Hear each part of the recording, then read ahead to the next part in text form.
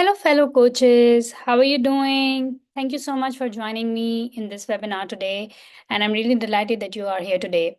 So today I want you to basically imagine unlocking the potential within every coaching session that you can deliver and taking your practice to the next level of effectiveness. So today I'm going to share with you these 5 key elements that can transform your sessions from good to great. And how I'm going to do that, I will be sharing with you these 5 key elements of our most powerful coaching sessions. And I will also going to share some prompt questions with you, some activities with you that you can pause the webinar and then you can maybe answer those questions or write down your answers, and basically imagine the coaching scenarios that you have had with your clients in the past and use it for your future coaching sessions, and then reflect, if you have the same scenario again, how will you navigate it now after looking at this session. So by the end of this webinar, you will have actionable insights that you can immediately apply to your coaching practice. My name is Noor, and I am an ICF accredited coach, and I have been coaching for more than 10 to 12 years now. I have worked in corporates, I have worked in factories, I have also worked in one-to-one setting, and I have been taken training on different coaching modalities, be it life coaching or mindset coaching or emotional intelligence, improving productivity and performance. My background is in industrial manufacturing, engineering, and supply chain, and I have worked within teams, led teams. And now I really enjoy working in a one-to-one coaching session with clients. I have more than 1,000+ hours of one-to-one coaching. And these tips or these 5 key elements that I'm gonna share with you today is not that what you have learned in your coaching trainings or in your courses or programs, but I'm also going to share from my own personal experiences what has worked tremendously for me, and what are some mistakes that I have made during my journey, and if I can go back, I can I wouldn't want to repeat it, and I want to share all these learnings with you.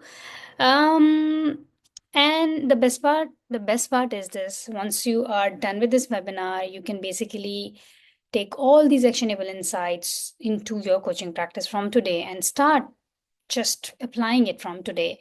Um, and one thing that I also want to tell you, that how do I know that these 5 elements really work, is because I have had clients who are working for me for years now, and I have, I have coached clients from 25+ countries on different set of goals, be it business goals or career goals or life goals or relationship goals or improving their mindset.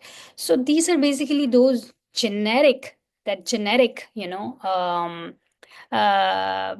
key elements that always work in any capacity. So without building up that momentum, and without building up more momentum or more curiosity around that, I will share them with you now. You might have heard about them before, but still it's always good to go back and remember it, um, and see if you are practicing it right now in your coaching sessions or not, right? So let me share my screen and quickly share with you what are these 5 key elements are. Okay, G. So, yep. I hope you can see my screen now. Okay. Yeah, my screen is this one. Yes. So, um, I cannot see my screen. Yes. So the 5 major skills of coaching are building rapport or relationships with your client, different level of listening, you know, and we talk about it, that what are these different types of listening, and you can also evaluate at what level of listening you are at. Then using your intuition, and that's a very, very important part. because as a coach, when you use your intuition in the right direction, you're able to ask the right question. And when you ask the right question, this goes back to the part of building that relationship with your client. And when only you are asking the right question, you will go deeper into the issue, or deeper into the challenge, or deeper into the limiting belief, or any any breakthrough that is hiding in there, right? And once you ask a good question, and you get the response from your client, then only you can basically provide them with a supportive feedback. So these five elements are very important to remember in each of your coaching sessions. And today we are going to talk about it step by step. And I will share with you how to practice it. So let's move into the part of building rapport or relationships. Right. So now I would like you to imagine a situation, and please take out your notebooks if you have the notebooks with you. And So I want you to imagine someone in your life. It could be your relative or a friend or even a client that you are coaching, and you feel that you have a really good rapport with him, and it's really easy to connect and talk to that person. What are some key elements? And take out your notebooks and write down what are the three main elements that you feel uh, is important to build rapport, and it's important to build rapport in a relationship that you feel you have a very good rapport at, and for you to build rapport with your client as a coach. What do you think are those three most important elements? And if you want to pause the webinar at this stage, please do so and answer this question. Write the answer down for this question in your notebooks. um, So, if you have written down your answers right now, as a coach, you really need to learn that how rapport happens, right? Your minutes of your coaching session, the initial few minutes of your coaching session is really more important, because that's the place you will build that connection with your client. And you need to so this is, as a coach, this is like a non-negotiable part. You need to learn that how you can build your rapport. And you need to have that flexibility to deal with different kind of people, coming from different kind of backgrounds and coming from different kind of challenges or goals or ideas or beliefs and values in their minds. So first thing that is really important to understand, that as a coach, your main principle to live by is being a non-judgmental and open-minded person. And and the main intention for you as a coach is to provide that safe space for your client. Because when a client is coming to you, they are trusting you. They are trusting your abilities to coach them. And at this point of time, it is really important to put our own judgments, our own beliefs, our own whatever things that goes in our mind or what we think aside, and be present with your client for them over there, right? This is kind of an intention that you can set before entering into the coaching session. And this is also possible by doing a quick 5 to 10 minutes of mindfulness practice or a meditation practice, right? Or whatever ways that you can, that are your go-to ways of getting that full non-judgmental presence available for your client, because that's the best gift. That's the best gift that you can give to your clients. So coming back to the point that how repo happens, and you must have written down some of the questions, some of the answers. What creates repo is basically a, a sense of sameness. Somebody is understanding me. And this, in let's say in a physical environment, it also happens the way you look, your physical appearance, your clothing, your body language, right? Your quality of your voice, your tone, your the words that you use, the phrases that you're using. And for example, if your client is from one part of the world, and they have specific phrases or specific beliefs, and you start building the rapport from that part, that also really helps them to see that, oh, this person even is not my part from my country or my culture, they're still aware of it, a lot of it. One of the tips that I really want to share over here is that when you start your coaching session, always don't jump right into the discussion, or don't jump directly to, okay, what are the challenges, what do you want to talk about, this. Always divide your coaching session into in this manner, that your initial 3 to 5 minutes are to recreate that rapport and rebuild that relationship, and start with a casual discussion.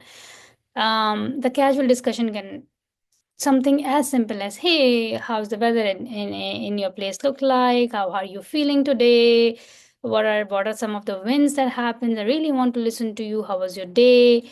And this also means sometimes there are instances when your clients will ask you, hey, what about you, how's your day, how was your week, and then you also share bits and pieces of what's happening. This also helps them build that connection with you.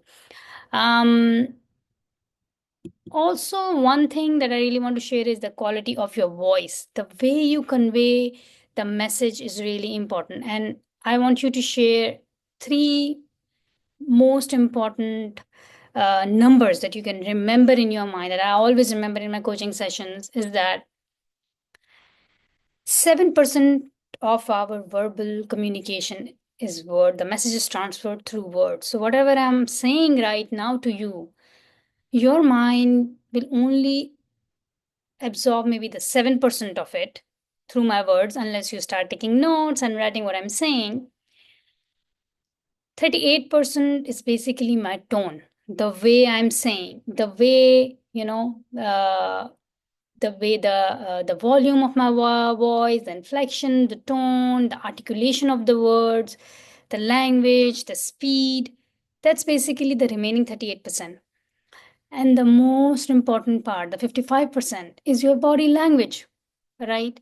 Even if somebody is not consciously observing your body language, subconsciously they are, the mind, the brain is receiving the body languages. So let's say you cannot pretend to be empathetic, you cannot pretend to be empathetic coach, you really need to be that empathetic person, you really need to create that space, because your body language will show that, right? And again, this is a skill that you can learn as a coach. And how can you do that? Maybe in future webinars we'll go in deeper into those details, that how can you build that rapport, and how can you basically become more empathetic as a coach, and how can you show it in your body language. We will cover that part also in future webinars. But quickly, through mirroring and through basically being present, like I said, setting that intention that I am here for this session for my coach, I'm here for them, will also really help you to create that body language, right? Like I said, using the language and words that the person can relate to, right? So for example, if you're doing a career coaching session, try to see what are the key words that they use in their industry. And if it's, for example, a client who works in a finance industry, or if there is a client who is an engineer or works in an IT industry, try to be familiar with the language they use, and try to bring in those words in your conversation, so they can understand that what they are talking about, you can actually understand what they are saying, and you're also using those words in your conversations, right? um and I would really, really like you to also remember the most important point that sometimes we miss: eye contact, right? Looking directly to your client also helps you to build that rapport. and smiling where you need to smile and show excitement where you need to show excitement, and if they're telling a story that is really challenging, being there, nodding your head, saying things that brings in that again, uh, the element of repo is really important, because repo, like I said, also is the most important part of your 5 minutes initial coaching session, but it's also the a very important part during the session, because you don't want them to lose you, right? So there is so much more that I can share about repo, but we will now move to the next most important part of your coaching practice, or while you're doing a coaching session, and that is what? Listening, active level, active listening, or empathetic listening, right? So let's start into that part. And if you have any questions, please write it down, and maybe reach out to me or reach out to the efficient coach team to help you answer those questions, or maybe try to find it yourself, because these questions are important. These questions can really really make your coaching practice very powerful. So, one thing that is really important to remember as a coach is, and write it down if you would like to, that what is important, is not just what you're listening to, it is what you are listening for. So, what is important is not just what you're listening to, it is important that what you are listening for. So as a coach, your main role is to basically listen and understand the message that is beyond the you know, basic level of communication, right? So even if you have worked with a coach yourself, or if you have received a coaching training, anything, you must have noticed that all good coaches are generally listen more closely, and they're very effective listeners, right? So let's start with this self-reflective exercise again, and go back to your own experiences, and think about someone, be it your coach, or again a friend or a family member, who really listens to you, and how does it make you feel when someone really listens to you. And while you write down the answer, or maybe think about the answer of this question, also just three, can you write just 3 points when what makes it different, what makes it different for you when someone is listening, and you feel that the communication is really powerful. So please write down this answer for me, and then pause this conversation and then come back. And then we talk about different types of listening and how can you improve your listening skills as a coach, right? So when we talk about listening in the coaching arena, um, when a coach listens,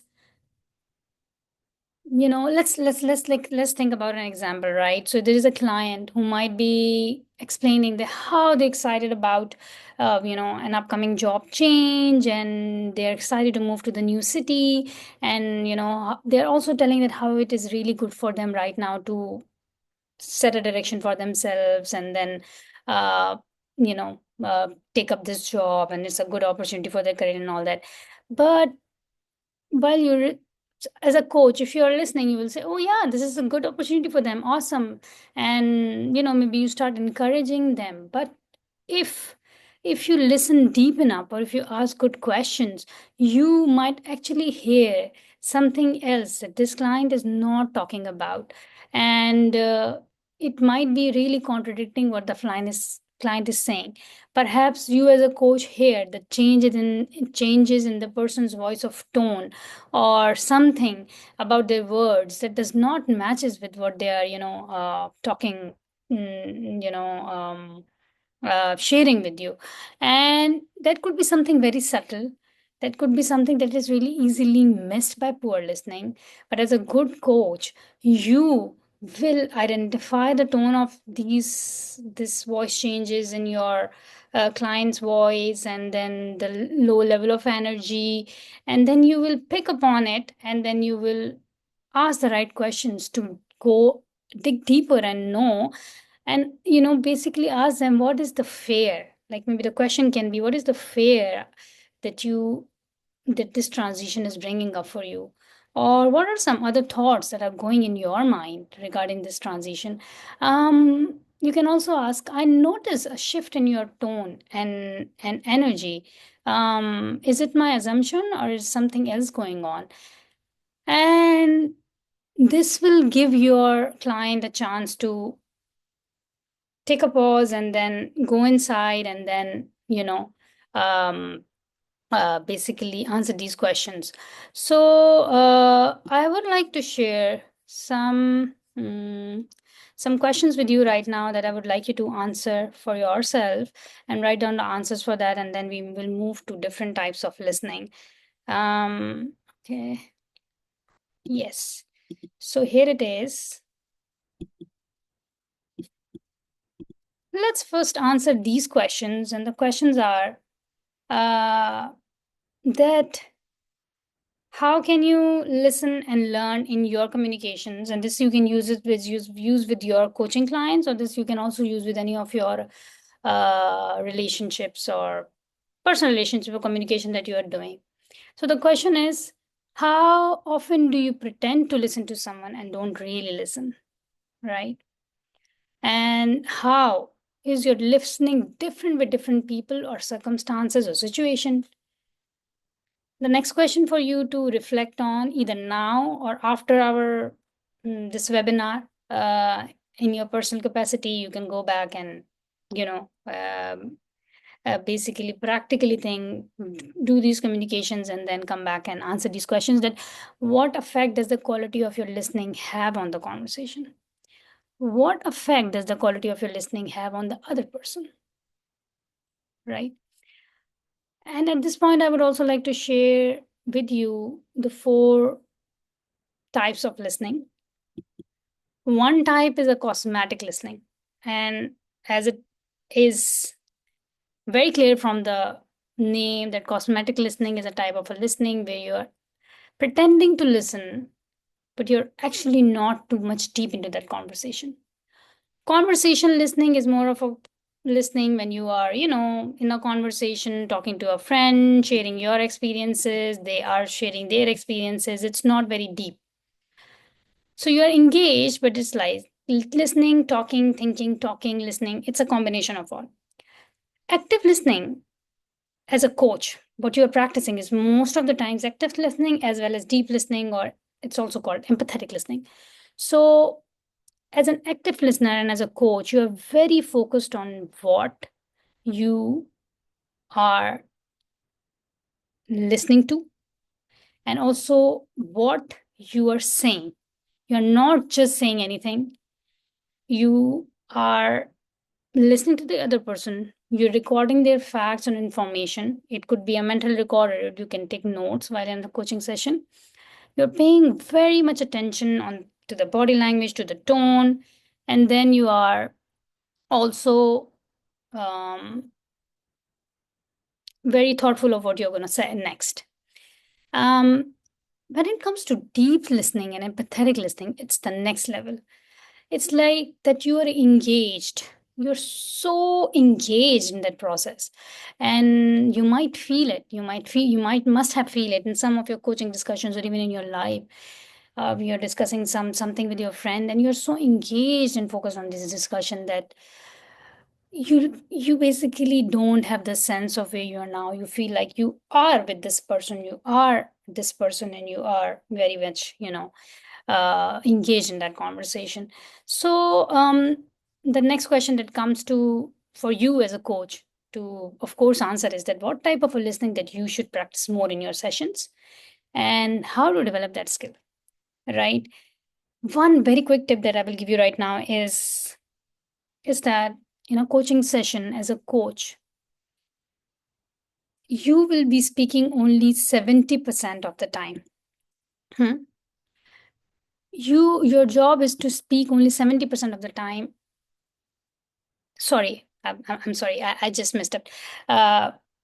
So in a coaching conversation, your job as a coach is to listen 70% of the time and your client is speaking 30% of the time. That's a good ratio. A great ratio is that when you're speaking as a coach only 20% and your client is speaking 70 to 80% of the time.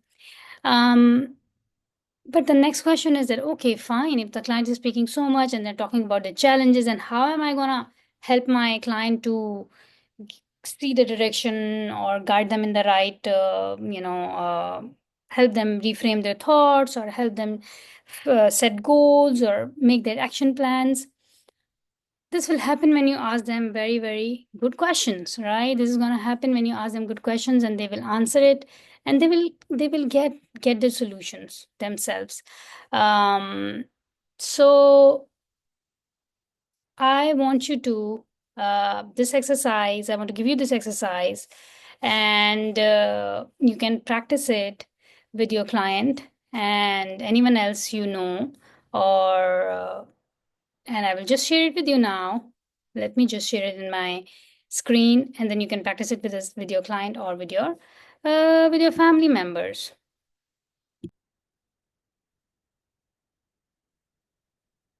Okay.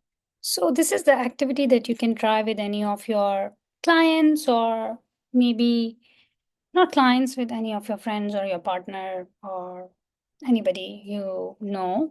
This might take 45 to 60 minutes, but this is kind of a practice coaching session for you. And you will ask your partner to think of three situations where they would really like to create change, or maybe they you can also ask them to think about a goal. This can be minor frustrations or problems or any challenges that they are going through. There will be instances where other things might pop up, and you're going to ask your partner to talk about these three situations separately. As a speaker, what will be your sorry, as a speaker, will be talking about all of these things. You as a listener, your role is to basically listen it actively, take your notes, and then summarize it back to the speaker, right? And summarizing them back means that you will tell them how what were the three issues were, how is the listener felt about it, and ask them then prompting questions. This exercise will basically help you to assess your own listening skills, and there are some ground rules that you can remember: that to not presume the speaker ideas, make sure that you are listening 70% of the time and not speaking and not asking questions, but really actively listening. Summarize and paraphrase what has been told to you, and do not try to control or direct the conversation in one direction. And then ask your partner that how did they feel after this coaching session with you or this activity with you, and take their feedback for how good of a listener you are and how did they feel after the session with you. So again, there is so much more that we can talk about listening and how to build those skills in as a coach. But we are now move on to our next part, that is using your intuition to ask good questions. And I will couple of these two areas because again, it's very related to each other.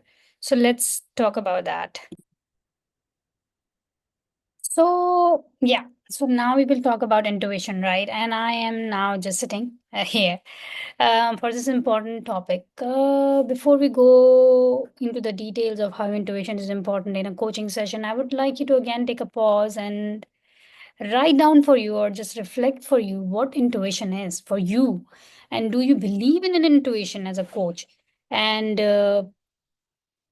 did you have these coaching sessions when coaching sessions, or even let's say those instances in your personal life or professional life where you use your intuition and it resulted in something really, really good, or where you use your intuition and you ask a question in a coaching session and that turned into a breakthrough for your client, right?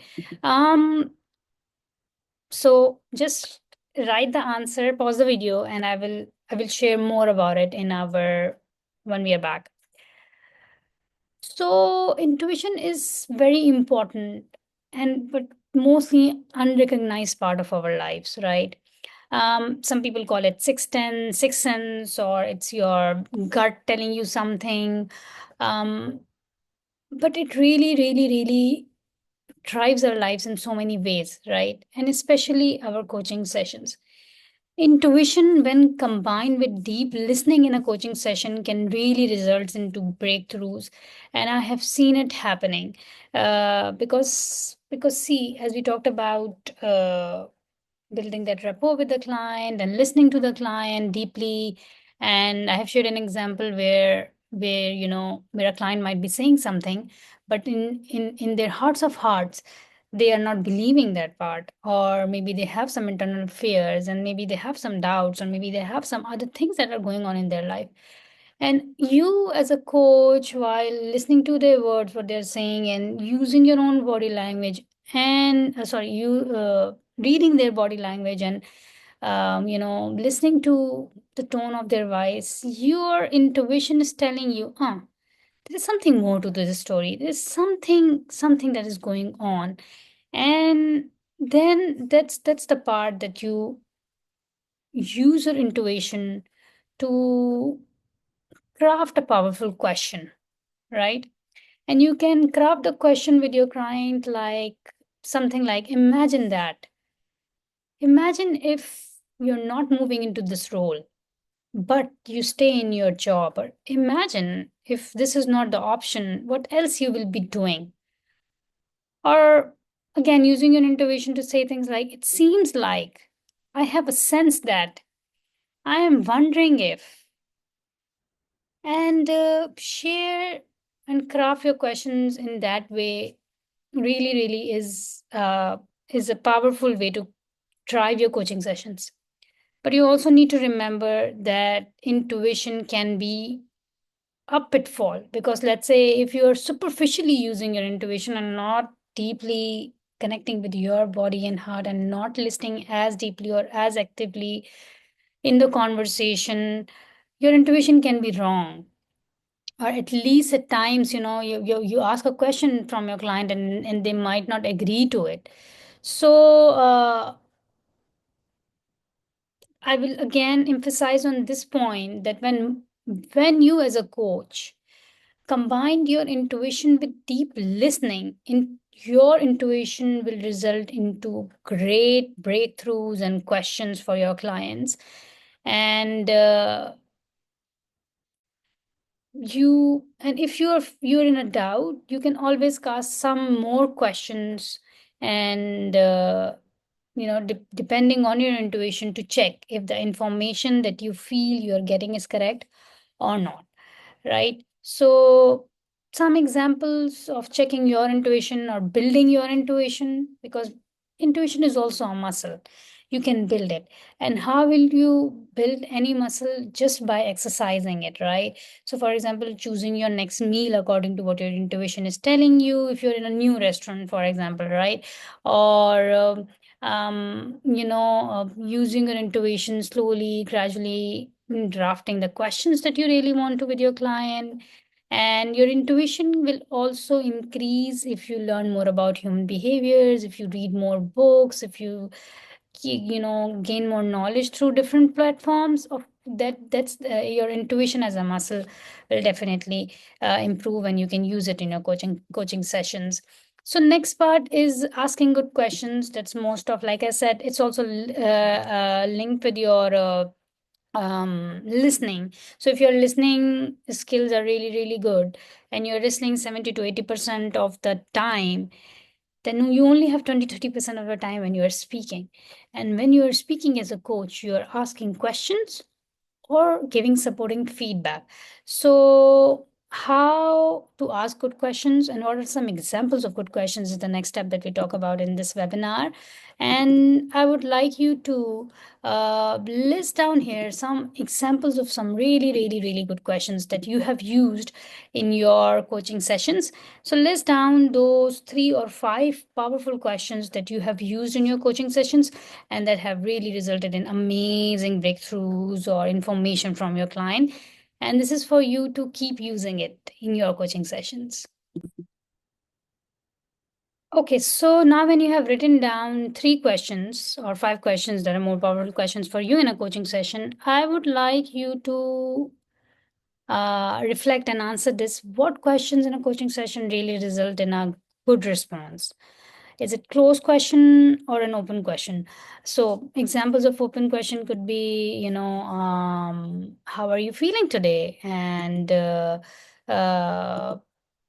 something around tell me more about it, or some examples could be why earning more money is important to you.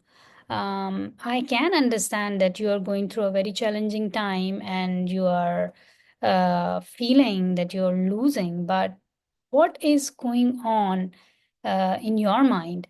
What are the other thoughts that coming to your mind? And the examples of closed questions could be, uh, do you think it's a thought or it's a fact? Or other examples could be, are you feeling motivated or not? Right? So, another reflective question for you as a coach is that which type of a questions you think are more powerful in a coaching session. And I would also encourage you to write down 3 open questions that you believe can draw the most helpful information from your client to maintain a good client relationship and get a lot of information. And I would also, now at this point, another question that is coming to my mind is that write down or reflect on some examples of complex questions, something that is so difficult somebody has asked you, or even you have asked in a coaching session with a client, and later on you feel like, oh wow, this is very difficult to answer. And one of the examples that I can share with you right now is that, for example, that's written with me here in my on my slide is that, do you think that students should have more classes about the history of coaching or about the skills used by a coach? Now, this is a question, but it's really complex. It's very unclear that what exactly is being asked, or it might take some time to basically reflect and see before answer, or maybe need more clarity. Um, so, as a coach, few things that I would like to share about the asking questions part is that your questions should be simple enough to understand, and it should not be really complex that client is it's difficult for the client to answer it. And sometimes it might happen because, see, now you're listening most of the time, 40-50% of the time you're listening. Your client might be saying so many things, and now you're noting, making your notes, and there are like hundreds of questions over there, and you're like, oh my God, I want to ask this, and I want to ask this, and I want to ask this. This is again where you use your intuition to ask the next best question and make it as simple as possible. So, when you are in a coaching scenario, you're basically listening and making notes and then drafting your next possible best simple questions. So, one thing that you need to remember is that when you're asking a question, it should not be very complex, it should be really simple. And it it can and questions are like, keys to the door of your heart, and keys to what's happening inside your client's mind and heart. And then when you ask a good question, they can go back and reflect on it. And in that moment, if they need some time to reflect, and if they need to take a pause, there is no need to fill in that pause. Let them reflect, because sometimes you ask your client that, hey, I understand that money is important for you, but what are some beliefs that you hold about abundance? And then it your client might take a while to think about it and say, oh, and give them the time and ask them to write down their answers and ask them to reflect. Because when your client reflects and answer these questions, this helps them to get clarity. And as a coach, it's your job to help them get clarity and let them decide their next best action steps in the direction of achieving their goal. One or two things very quickly that I want to share with you is that the purpose of the question should not be corrupted by your personal experience, your own opinions, your own beliefs, or what do you feel will impact the client. Uh, your job as a coach is to keep the questions objective and neutral, and then clients can explore their own thoughts and awareness of the situation, and they can come up with their own answers and their own solution. So your question should never direct the clients, and write this down, that your question should not direct the client to what he or she should think. And when you ask a question, you're already influencing the direction of their thinking, right? So if when you're speaking less and when you're asking simple questions, don't feel like that you're not adding value in the sessions, because your job as a coach, please remember this, your job as a coach is mainly to listen and use your intuition to ask really good questions. Because if you do that, your clients can find their own answers and own solutions. And like I said in the beginning, that if you start with the right intention, and if you start with an intention of providing them safe space for your client and coming from a non-judgmental approach, you will also believe that your clients have the full um, you know, capability to generate their best possible solutions. And trust me, they have. And when they are come, then when anybody comes up with their own solutions and their own answers, they own it. They own it as if, and they own it and they take actions on it. This is what I have had experience during my coaching practice for all of these years. So now moving on to the last part of our this webinar, and I want to go back to show this to you guys. There's this one. So our last part is giving supporting feedback.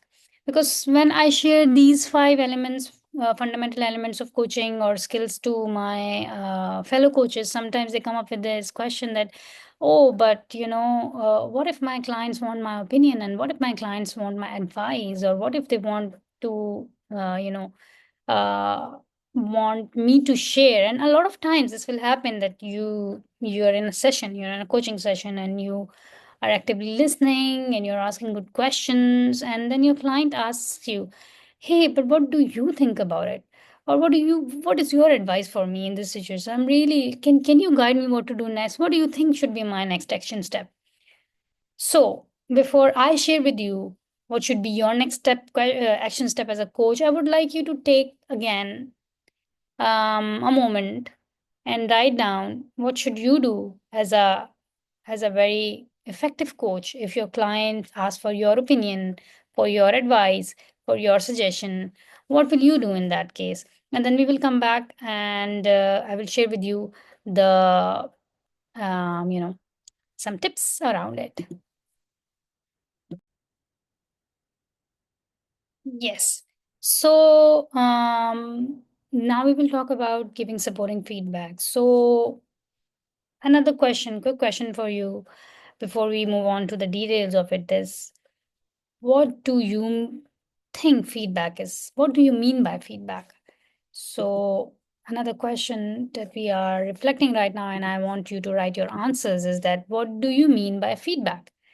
And feedback is very simple. Feedback means feeding back the information. Feeding back the information to what you have received already, right? So in a coaching scenario, you will mirror back what you have heard the client have already shared with you and provide an observation. But always remember that you will operate within the realms of coaching, right? You cannot go beyond the coaching boundaries. And what does that mean? And what does it look like? A coach should learn to deliver feedback that is given with positive intention, and it should be based on a fact or behavior, right? Construct as well as constructive and beneficial, right? So again, what does that mean? It means that a client, for example, shares with you, and let me create a scenario over here that client is sharing with you that how um, they would like to um, spend more time with their family, but the work life and the projects that they are doing right now is keeping them busy. The work hours are long, and their partner is complaining about how how difficult it is for them to manage everything. They really want to spend time with their family and friends and manage a work life balance, but that's simply not possible because the project which is going on right now is taking their all attention and um, their attention, their focus, their time, and they really want to get to that too. So, what should you do as a coach, right?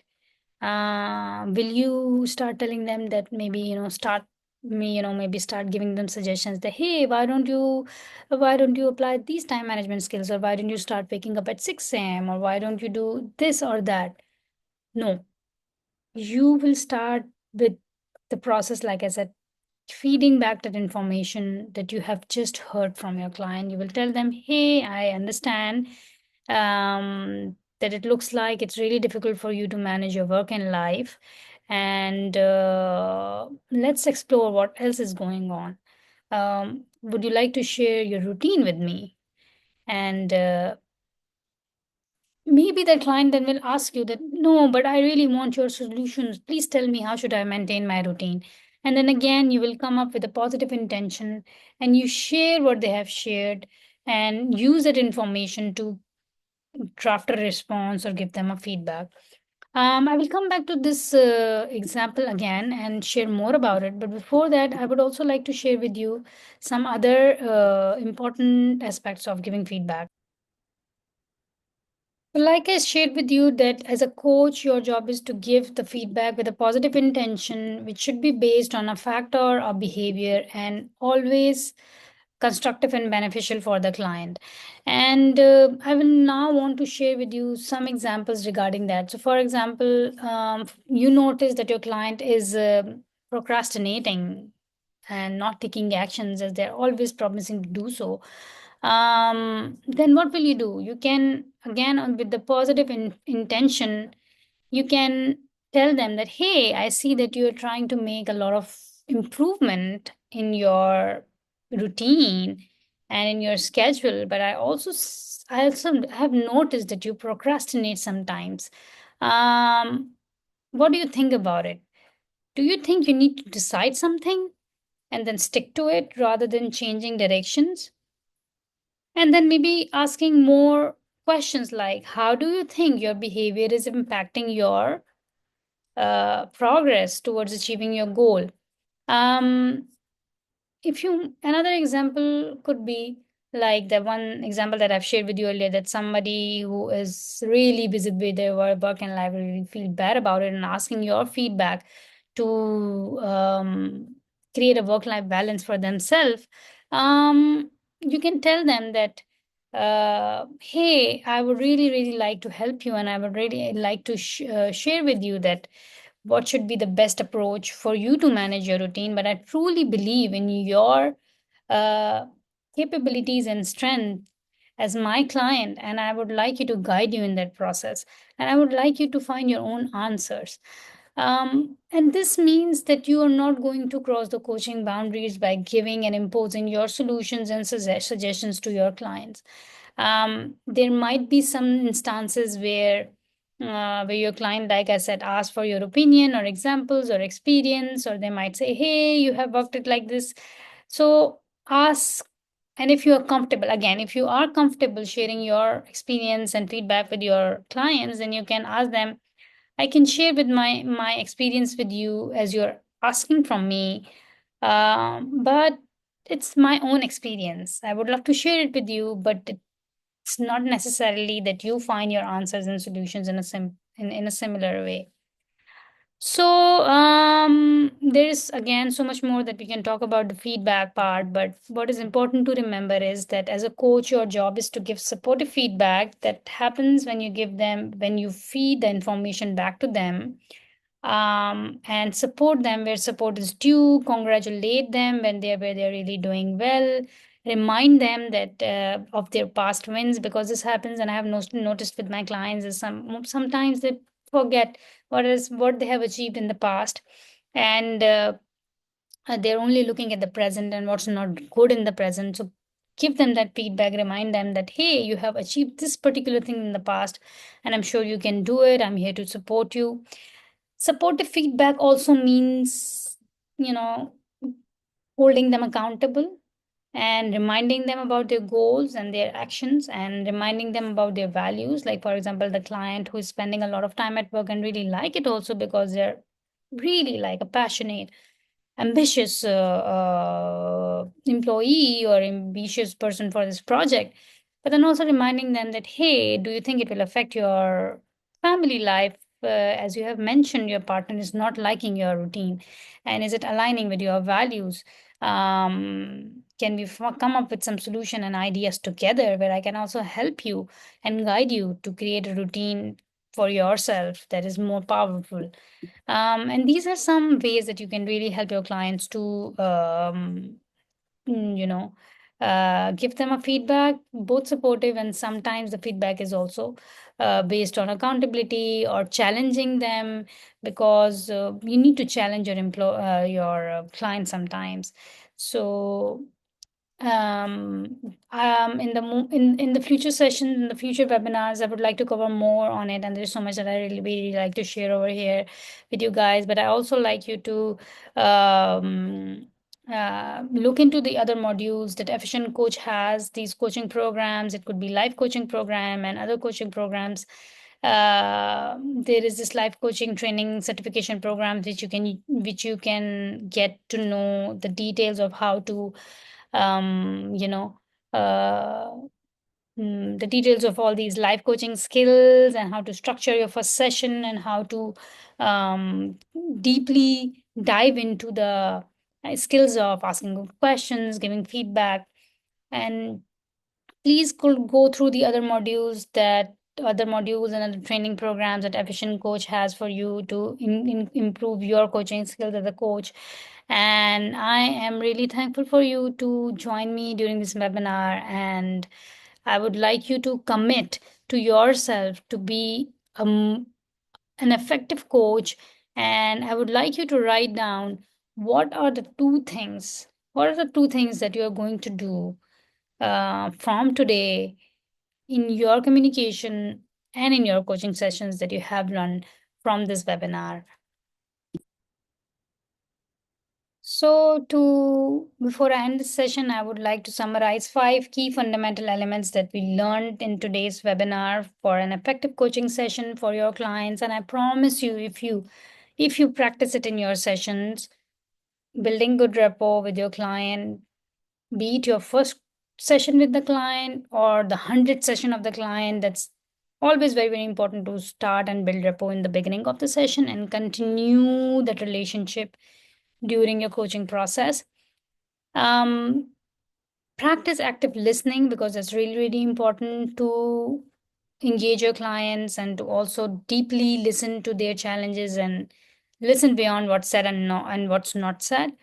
Asking good questions by using your intuition, and building the muscle of intuition through practice and reading and other important resources. Um, Practice asking good questions, make a list of your good questions, and then keep giving supportive feedback to your clients, as well as holding them accountable in a positive way with a positive intention, holding your clients accountable for their achieving their goals. And thanks again for joining, and thanks again for part of being part of this webinar. And I will really encourage you to check out the courses on Efficient Coach website. And then I'm sure you will find many courses that if you buy them, you will be able to learn much, much, much more deeper into different aspects and skills of coaching. So I would like to see you again and have a fantastic day ahead.